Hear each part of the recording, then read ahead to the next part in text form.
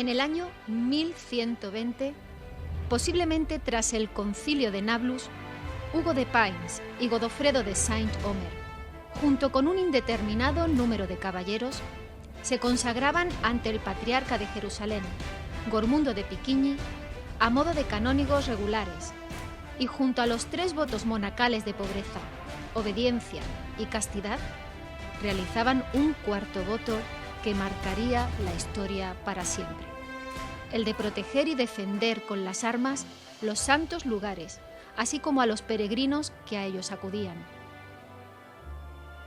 El rey latino Balduino II, impresionado por la piedad y el coraje de estos caballeros, no dudaba ni un momento en cederles un ala entera de su palacio, la que ocupaba la antigua mezquita de Al-Aqsa, situada sobre la explanada del Templo de Salomón.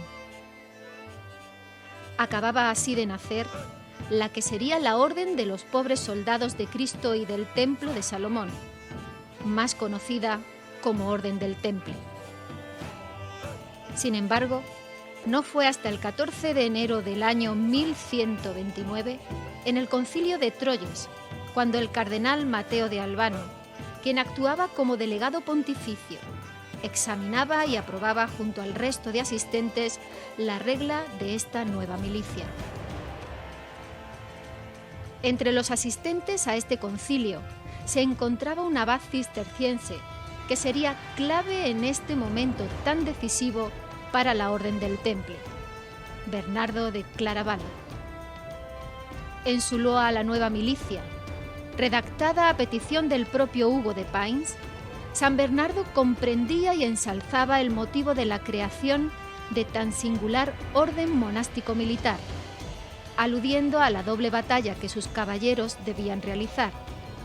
Un primer combate, el espiritual, contra los espíritus del mal y sus emboscadas, así como contra las tentaciones del mundo que conducían a la perdición, las bajas pasiones, los vicios y los pecados, sus propios demonios.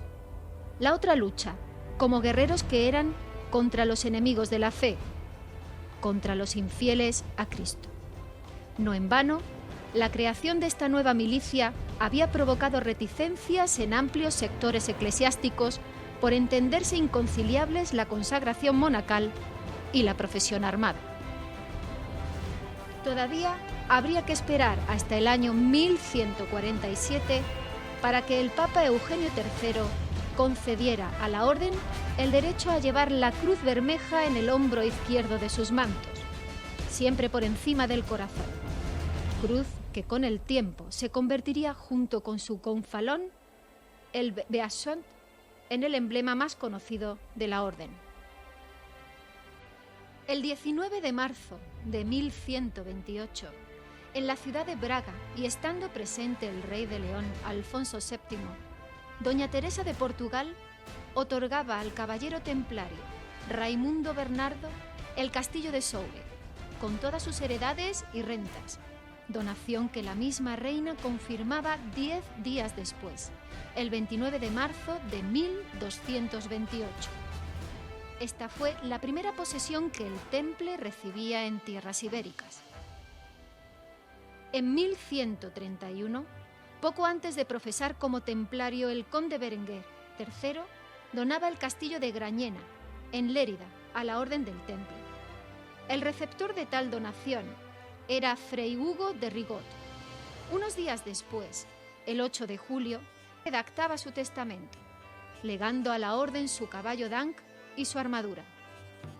Profesaba en la orden el día 14 de julio de ese mismo año, 5 días antes de fallecer. El conde de Barcelona, Ramón Berenguer IV, el 27 de noviembre de 1143, les cedía en manos de Fray Pedro de Rovira las propiedades situadas en Monzón, Belver, Chalamera y Remolinos, entre otras. Su hijo Alfonso II el Casto no se quedaba atrás y donaba al Temple las poblaciones de Libros, Villel, Alfambra, Castellote, Tortosa.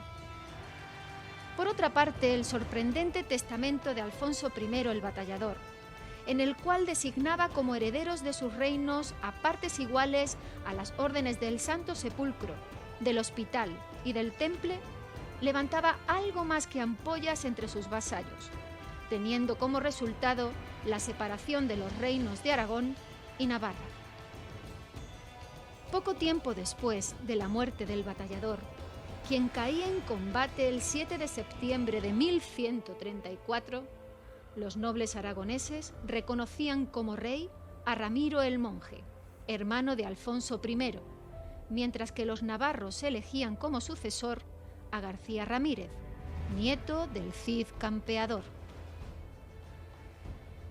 Durante el reinado de Alfonso VII de Castilla, en el año 1146, el Temple recibía la donación de Villaseca, en tierras de la actual provincia de Soria. Unos años más tarde, en 1148, recibía un molino en Bozmediano y tierras en Ágreda. Posteriormente, en Tierra de Campos, también, durante el mandato de Alfonso IX, recibían los templarios posesiones en comarcas de Zamora y Valladolid, las cuales pertenecían al Reino de León.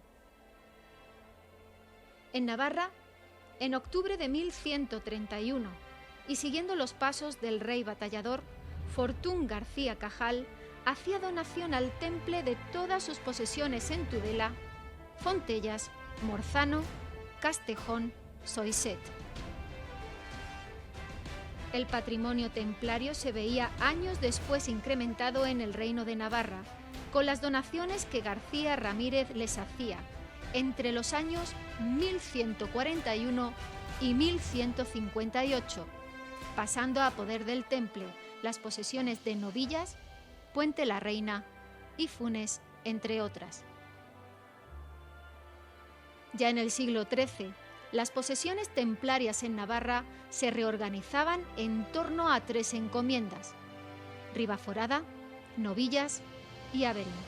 Esta última villa cedida al Temple junto a sus collazos en el año 1177 por el rey Sancho VI el Sabio.